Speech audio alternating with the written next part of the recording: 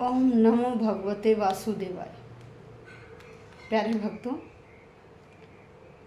हम श्रीमद् भगवद गीता का आज पंचम अध्याय शुरू करेंगे। चतुर्थ अध्याय हमारा कंप्लीट हो गया है। चतुर्थ अध्याय में दिव्य ज्ञान के बारे में बताया गया और अब यहाँ पंचम अध्याय में क्या है। अर्जुन बहुत देर से सुन रहे थे, अब अर्जुन बोल रहे हैं, अर्जुन पूछ रहे हैं श्री कृष्ण से।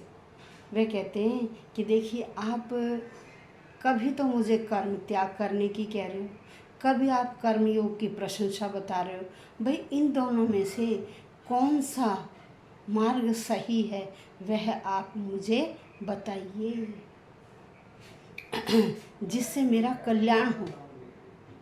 क्योंकि अर्जुन के भीतर द्वंद्व चल रहा है। क्योंकि चतुर्थ अध्याय के अंत में श्री कृष्ण भगवान ने युद्ध करने के लिए तैयार होने की कह रहे हैं कि उठिए और अब आप युद्ध करिए। तो अर्जुन सोच रहे हैं कि भाई, मुझे क्या करना चाहिए, विजय प्राप्त करने या न करने का, जिसमें मेरा कल्याण हो, मुझे कौन सा कार्य करना चाहिए। तो यह उनके अंतःकरण में द्वंद्व चल रहा है, उनके अंतःकरण में द्वंद्व चल रहा है। अब आइए श्लोक संख्या 1 अध्याय 5।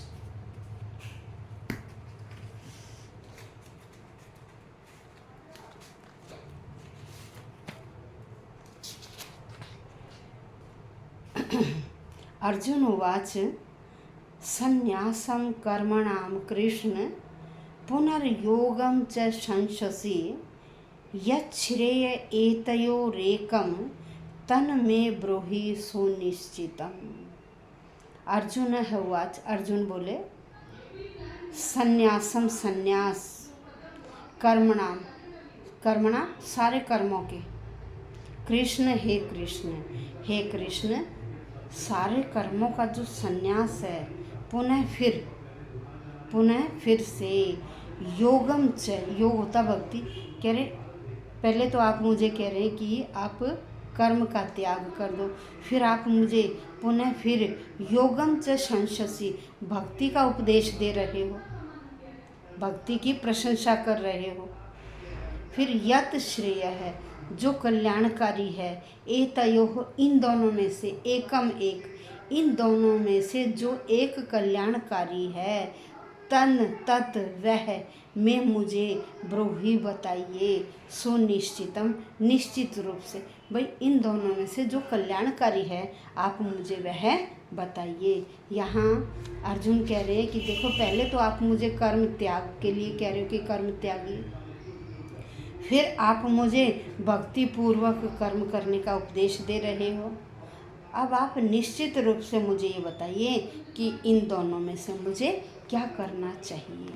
अब यहाँ क्या है कि भक्ति जो मार्ग है वो बहुत सुगम है, भक्ति मार्ग बहुत सुगम है।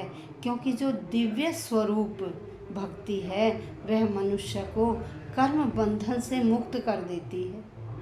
और द्वितीय अध्याय में हमने आत्मा और उसके शरीर बंधन का, श्री कृष्ण ने द्वितीय अध्याय में आत्मा और शरीर बंधन का सामान्य ज्ञान बताया है। उसी में उन्होंने बुद्धि योग, भक्ति द्वारा इस भौतिक बंधन से निकलने का मार्ग भी बताया है।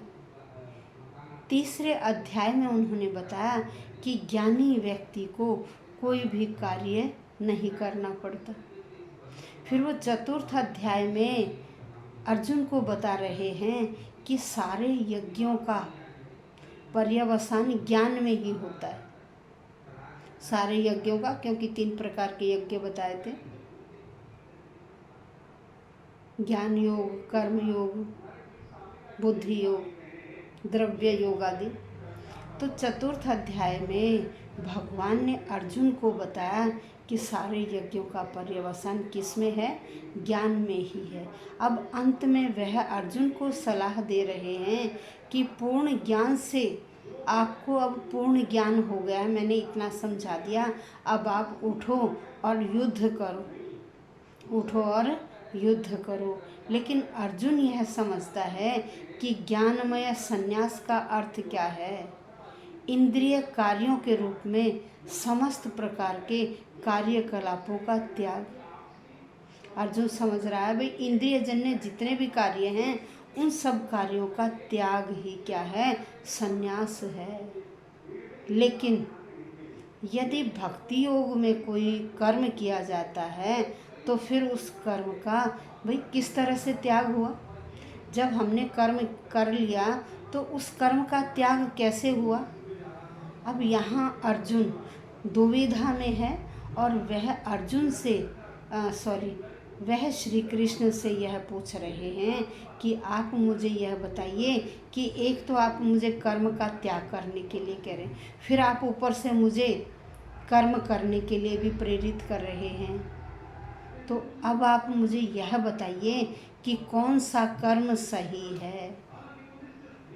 पूर्ण ज्ञान से युक्त होकर मैं कौन सा कार्य करूं, अर्जुन यह श्री कृष्ण से पूछ रहे हैं। आज हमने श्लोक संख्या 1 किया और कल हम पंचम अध्याय का श्लोक संख्या 2 करेंगे। पंचम अध्याय में कर्म योग के बारे में बताया गया। धन्यवाद भक्तों।